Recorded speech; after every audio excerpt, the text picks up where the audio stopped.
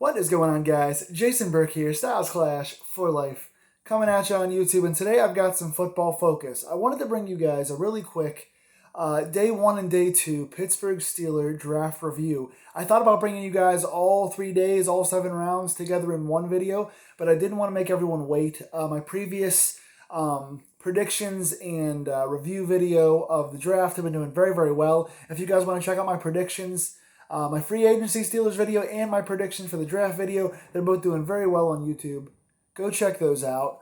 But I wanted to bring you guys the first 3 rounds, Thursday and Friday, the first 2 days, just to get some review on this. I will be doing a rounds 4 through 7 review, shooting it tomorrow, so it'll post 1 or 2 days after this video. So please be on the lookout for that. We just finished our 4th round picks. As I'm recording this, but I won't be putting the 4th round picks in this video. This is just our first 3 picks, round 1, 2, and 3 from Thursday and Friday. Now, overall, first overall pick at number 24, Najee Harris, running back out of Alabama. People will say, well, we had an opportunity to get linemen, especially considering that Creed Humphrey at center was sitting there. The best center in the draft for my money. He's the guy that I thought was the best overall center. There were a bunch of guys out there. Tevin Jenkins, a ton of good linemen out there. We pretty much had our pick. A lot of guys fell to us, but we decided to go with the number 1 running back in this draft, Najee Harris. And while it's not the number 1 need for this team, it is the number 2 need. You know, like in my mind, the needs for the draft went like this: offensive tackle, then running back, then center, then cornerback, then tight end. Those were our 5 big needs that I wanted to fill in the first 4 rounds of this draft. I am not mad about them going running back first. Number 1, because you had a chance for the best running back in the whole draft. Why would you, in my strategy, I had us going tackle first and then Javonte Williams second. But who knows if Javonte Williams winds up being there at our second pick. It turns out, as things went down, he wasn't there. So there's a good chance he wouldn't have been there, and we would have got stuck with another mid-round running back for this committee. Yes, you do need offensive linemen to make any running game work, but you also need a great running back, and that's what Najee Harris is. Running back was one of our biggest needs, and we got the best guy available, so I can't be too mad at that pick. Najee Harris is a hard runner. He breaks a lot of tackles. He's good in the open field. He has a good combination of speed and power. He's a good pass catcher out of the backfield. I think he's the best pass-catching back in this draft. He's a decent pass blocker, not great. But he's better. He's good for the goal line. He's good for the red zone. He's a good conversion guy on 3rd and 4th downs. He's going to improve us around the board. Slightly better with blocking with him there, better pass catching with him there, better goal line and conversions with him there. And he reminds me a lot of Le'Veon Bell in his prime, not just because he's a Steeler now, but his patience in the hole. His footwork, he gets skinny. He's deceptively quick for a guy that's a power runner. He finishes runs strong. He waits to decide before he makes his move and then makes a sharp move in the hole. His patience and vision are very, very good and very underrated in this draft. He is a very Steelers-style running back. It's a great fit, and he's a multiple, diverse guy. He's going to, like I said, he's going to do good with pass catching, and he's going to do good with us as another red zone target who can finish runs strong and get in the end zone on those goal line situations that Pittsburgh has a hard time sometimes finishing off. I like this pick a lot. Again, it wasn't our number 1 need, but we get the best possible guy for our number 2 need. I'm cool with that. Now is when we start to get a little bit weird. Rounds 2 and 3 were a little strange for me. Round 2, pick 55, we go Pat Freiermuth, tight end out of Penn State. I never mentioned Pat Freiermuth in my reviews because I thought, even though we had a need at tight end, it was far enough down the list, and I didn't think Freiermuth was going to fall to us at 55. It makes sense, though. He's a big guy. He's strong. He runs over guys. He's a Pittsburgh-style guy. He's a combination of receiver and blocker. He comes from Penn State, so he's got some hometown ties there. Pittsburgh like Penn State guys. Pat Freiermuth makes sense here. Of course, again, we're in a situation where Creed Humphrey, I think, might have still been sitting there. There's plenty of guys at that spot, especially Humphrey. Humphrey was worthy of a first-round pick, so for him to be sitting there for us at 55, mid-second round, the best center in the draft and one of the best blockers in the draft, and not to get him and go for a tight end, that's where it gets a little weird. Freiermuth as a pick is very good. Again, Freiermuth reminds me a lot of a Stronger, better-handed version of Jesse James. He's not a crazy athlete. He's not super fast. He's, in fact, fairly slow for a tight end. But his strength, his box-out ability, and his hands all rival a better version of Jesse James to me. They call him Baby Gronk for a reason. His strength and his size are unmatched in this draft. And as a standard traditional tight end, he's the best tight end in this draft. Obviously, Kyle Pitts is better, but Kyle Pitts is a freakish athlete who's a generational guy who's more like a slot receiver. As a traditional tight end, Freiermuth is a great pick here. We needed a backup tight end. He's going to fill that spot. Eric Ebron is a good pass-catching tight end, but he can't block. He has a lot of hand issues. He's got some injury issues, and his contract, I think, is up at the end of this season. So now you bring in a guy who's a local guy, who's got a big body. He's a decent blocker. He's a pretty good pass catcher, and it seems like he's pretty durable. I know he had a shoulder injury at the end of the season. He seems like he's fine now. This makes sense. He can be our tight end 2 for this season behind Ebron. He can play in spots. Again, he doesn't do anything extremely well, but he does everything decently well. He's another good red zone goal line target. He's another good 3rd and 4th down conversion guy. He's a decent blocker. He's a decent pass catcher. He's really strong. He makes contested catches in the middle of the field. He's a good combat catch guy. These are things we like in Pittsburgh.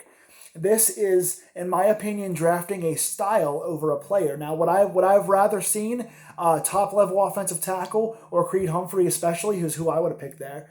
Yes. So we did not draft for our biggest need, but we did fill one of our needs with an elite talent. Now, again, I'm a little upset we didn't get a blocker here. We need to fill the offensive line. But to add another hard-nosed, tackle-breaking, physical, strong guy, just like Najee Harris, Pittsburgh is drafting an attitude. You see it here. You see that Freiermuth can help with pass blocking just like Najee can. He can help with run blocking. He can help when we have a hard time in the red zone. He can help with conversions. Freiermuth is a guy who runs through guys, finishes plays, breaks tackles, just like Najee. It is the Pittsburgh style. Hard-nosed running back, hard-nosed tight end. It makes sense. It really does.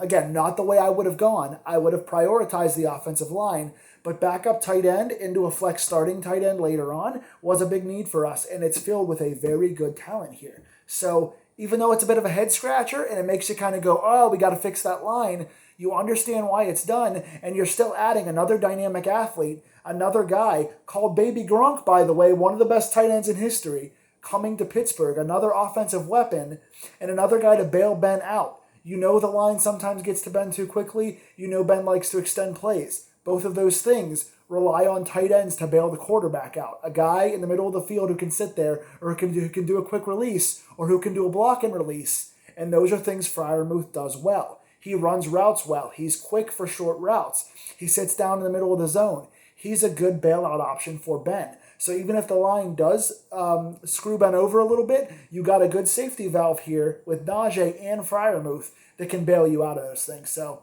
again, not the way I would have gone, but I can't hate on it. Round 3, pick number 87. This one is another head scratcher for me. Kendrick Green, center/guard out of Illinois. Nothing wrong with Kendrick Green here. He's got a lot of size, and he's a freakish athlete for that size.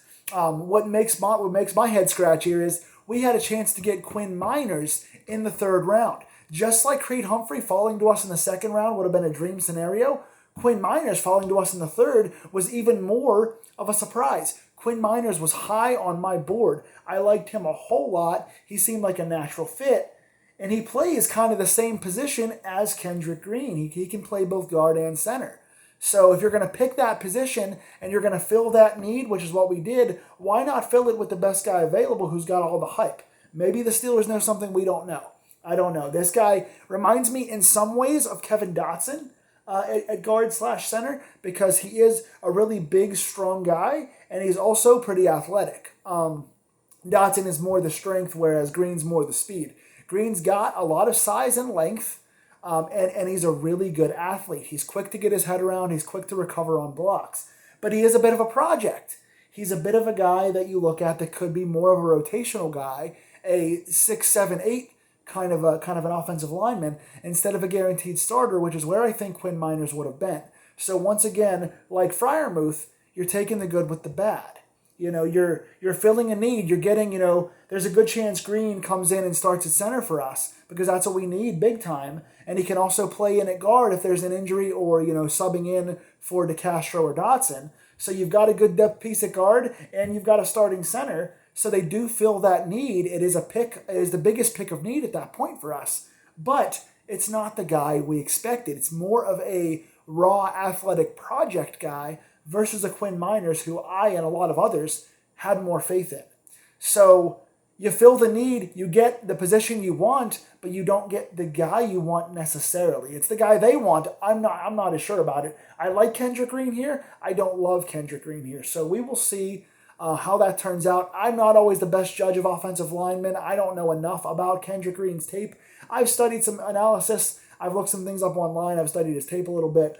So I'm seeing a high upside, but I haven't seen a lot of personal growth from year one to now in his position. So I don't know if that's exactly the guy. So right now, based on the first 2 days, first 3 rounds, how I would grade this, I'm going to say we're on the B minus C plus fringe. You can't go too low with this draft because we got our franchise running back and we got a future potential franchise tight end who can be a freakish athlete. You get 2 hard-nosed, tackle-breaking, blocking offensive threats. You can't hate that on offense for us. And we did get our center/guard. We got offensive depth who can be a starter for us. So we got 3 guys who we're going to use immediately who could be in the immediate plans for us. But again, going tight end instead of going with a Creed Humphrey, going with a Kendrick Green instead of a Quinn Miners, there are some question marks there that make you wonder why they're valuing certain things over other things. And I'll get into more of that with tomorrow's video because we just finished round 4 and I've got some more questions. So I'm going to sit on this right now. And even though it's not the way I would have drafted, they still got a center guard and they still got 2 big offensive contributors who are strong Steeler type guys. So I'm going to give this first 2 rounds of the draft a B minus. It's growing on me a little bit. I had it at a C plus for a long time. I'm going to go B minus and give these guys a chance to make an impact for us this season. What do you think of our first 3 picks? What do you think of days 1 and 2 of the draft, what the Steelers did? And what are you looking for as I record this to finish up rounds 4 through 7? What else do we need? Obviously, we still need a corner. Obviously, at the time of recording this, we're still looking at depth on the defensive line and the linebacker spots. And we're looking at offensive tackle, which we had not gotten in days 1 through 3. We'll talk about that tomorrow in rounds 4 through 7. Come back and check this out. Look at the previous prediction videos. And what do you guys think of this draft? Like, share, and subscribe in the comments below. Tell me what you think. And I will see you guys soon. Go Steelers. Let's hope for a good day 3.